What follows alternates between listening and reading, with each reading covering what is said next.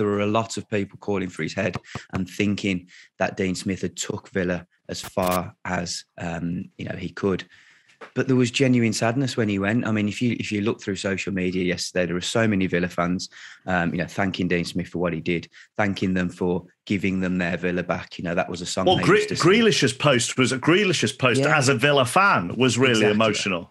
Exactly, and look, that's minutes after his sacking, and it might sound. Grealish described him as the greatest of all time, and that might sound a little bit far fetched, but it also goes some way to showing the popularity of the man. Yeah, a week after sort of Nuno at Tottenham was unceremoniously binned, I can't remember seeing any players taking to social media to thank him for his time, and the sort of outpouring from Villa players. And it was a really nice reminder that, situations don't always go right in football, but we can part ways professionally and amicably, genuinely amicably. Of course, there'll be frustrations and mitigating circumstances. And I think Dean Smith will be able to point to the fact that he didn't have all of his new signings available on the pitch at the same time very often.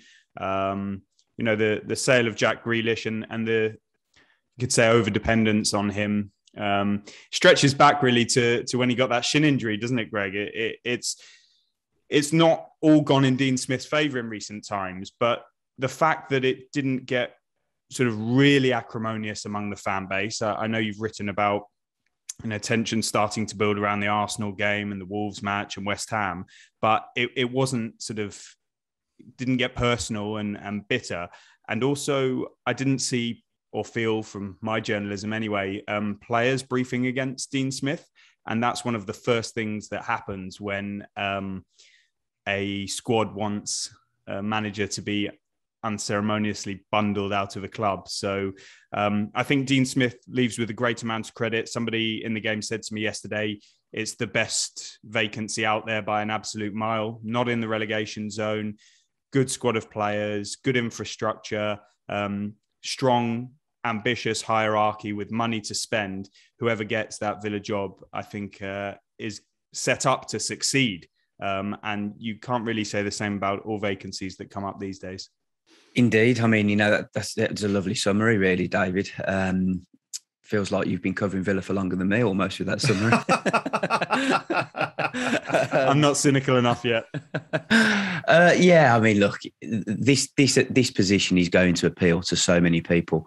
I think the both of us have spoken to people in the industry who have both told us that many applications have already been submitted. There'll be lots of managers who look at this and think, that appeals to me. I can take this club forward. I believe I can be the man to take Villa back into the top half and potentially pushing for the European spots. There aren't many jobs out there in the Premier League that are better than this job at the moment. I mean, there's probably only maybe 4 or 5 that head coaches would look at and think, well, I'd prefer to do that. And the majority of those are unobtainable. So what I would say, it's a massive decision for the owners now, the Villa owners. They have to get this right, because the club were not going down with Dean Smith. They might have been stuck in somewhere between 9th and 16th and not quite been able to progress. But if Villa get this managerial appointment wrong, they could get dragged into a relegation battle. On the flip side, if they do get it right, there's the potential to go higher. When we talked about how attractive this job was, Adam, you had a wry smile. Now, I don't know whether that's because you're thinking of whether there'll be a Manchester United job vacancy or not, or whether you are of the belief that this is a very, very attractive job out there.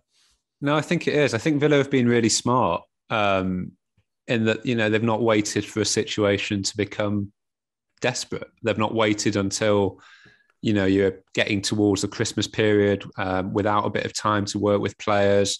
When I think it's fair to say Villa have probably had concerns that precede, the last 5 games. I mean, even if you go back to that first season when Villa were back in the Premier League, and you remember that game against Sheffield United, what was it, the first one after lockdown, when they were a goal line decision away from really going the other way.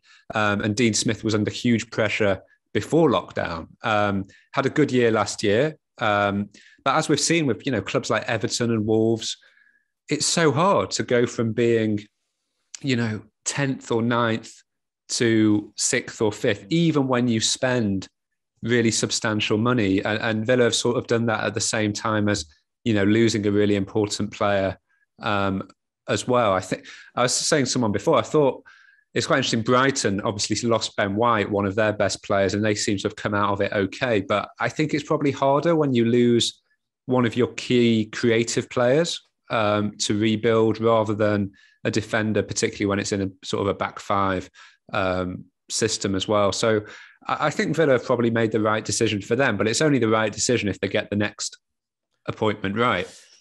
Who will be Greg? ... Yeah, good question. Well, Villa insist that they're running through an interview process, so they've got multiple candidates on their list. We're hearing that Steven Gerrard, obviously the Rangers boss, is a leading or strong contender at this point. He obviously appeals to Villa for a number of reasons. Sorry, Greg. Can I just ask you? And you don't obviously. I don't want to know. I don't want to know who you know this from, but. When you hear that Gerrard is a leading candidate, is that coming from the club side of things rather than the Gerrard side of things? Because in this situation, we obviously know people put their candidates forward. So it comes from the club side when you say that. It's a combination of people who we speak to in the industry. Steven Gerrard obviously appeals to a lot of club owners at the moment because of the job that he's doing. And you always wondered just how long would it take before he left Rangers to join a back in the English Premier League. That's where he wants to be ultimately, I think. Whether he would want to leave Rangers in the middle of the season and ruin or spoil or tarnish his reputation of what he's done up there, we will have to wait and see if Villa do go in strong for him. But I think if they pick him as the man, then I think it'd be a decent move and it will certainly be good for him because, as I said earlier, there aren't many better jobs out there in the Premier League, and as I said, there's maybe 3 or 4 better ones in the Premier League. But really, can Steven Gerrard get those jobs? The only one potentially is Liverpool in the future once Jurgen Klopp's had enough, and Liverpool would need to have seen something in Steven Gerrard in the Premier League previously for them to appoint him there. So it might be a stepping stone, but that would be good for Villa because that means that he would have done something good for them and taken them on.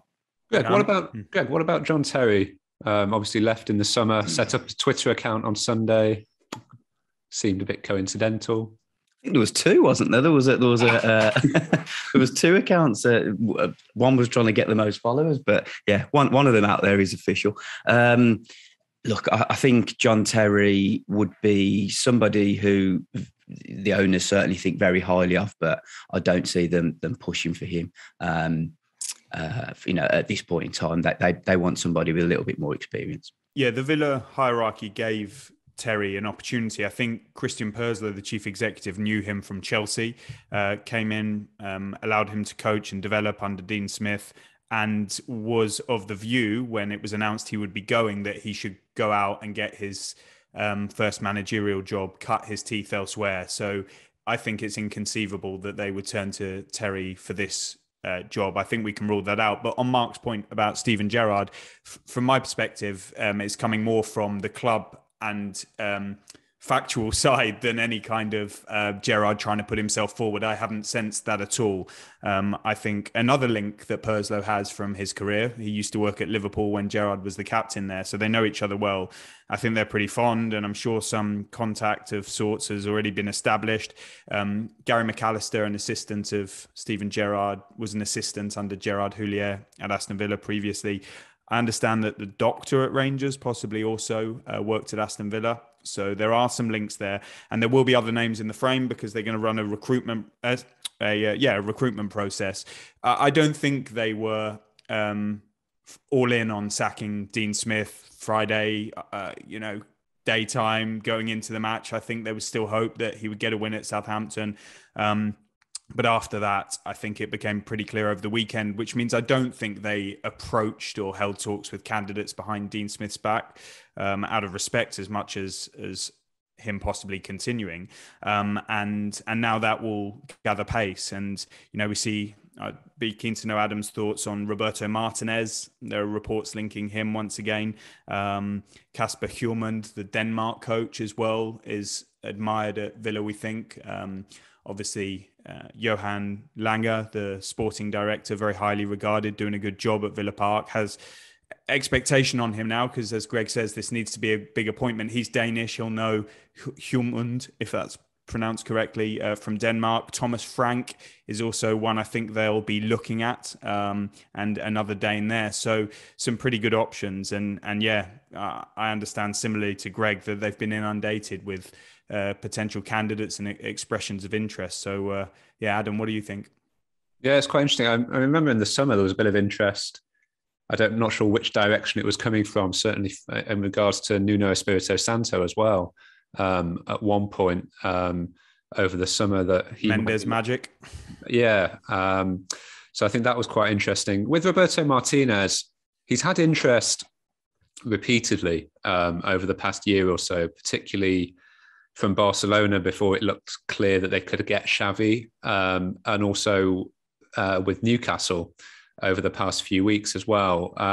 He's clearly tied into Belgium for the World Cup next year. And I think he feels a significant loyalty to the Belgium FA, who have essentially let him shape that federation in terms of they've made him not only the head coach, but also essentially like the technical director of the federation. So I think he feels a significant loyalty there. I don't think that means, if the right opportunity comes up and the right thing could be agreed with Belgium, then, it's not something that he would consider. Clearly, conversations would happen.